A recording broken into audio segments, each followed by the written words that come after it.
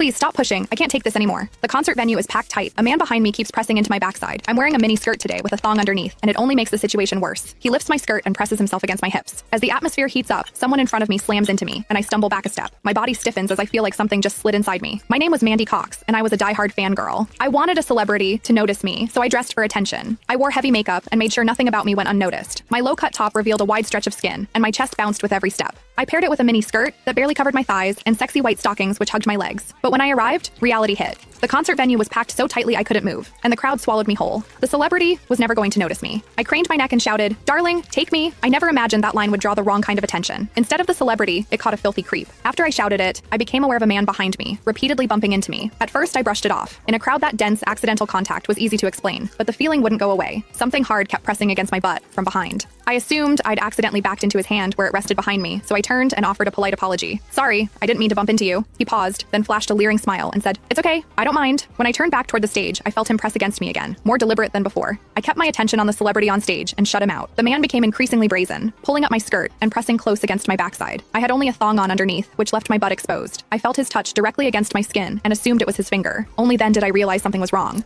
The pressure was warm and solid in a way a finger could never be. My mind lurched as the truth hit me. In the 20 years of my life, this was the first time a man had ever molested me. Fear surged through me, sharp and overwhelming, and my body reacted with an instinct to flee, but there was no way to move. The concert floor was packed wall to wall, leaving me stuck where I stood. I drew myself tight, bracing as if tension alone could keep the fear out. As I did, my hips closed around the man's so-called finger, trapping it between my cheeks. An unfamiliar sensation followed, and warmth rose to my face. What confused me was that I didn't recoil from it. There was a muted comfort to it, and against my will, it sparked a faint sense of expectation. The man behind me seemed to take it as a signal. He moved in closer, repeating the motion until the intrusion was unmistakable. I had lived a sheltered life as a college student, and now I was being toyed with by a stranger while surrounded by people. Shame surged within me without warning. I felt the urge to sob, but my throat closed, and my voice deserted me. Worse still, the pressure forced my thong inward and sent a restless, prickling discomfort through my body that wouldn't fade. A quiet, involuntary sound escaped me, and the embarrassment followed instantly. I gathered myself and strained to suppress it, holding it down until my throat tightened. The blaring music and the screams around me drowned everything out. With every eye fixed on the stage, no one was aware of what was happening to me. At the same time,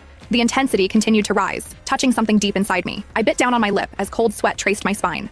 My awareness was tipping back and forth between humiliation and a pleasure I couldn't bring myself to name. I knew I couldn't take it anymore if it continued, so I turned sharply to face the man behind me. "Please stop pushing. I can't take this anymore."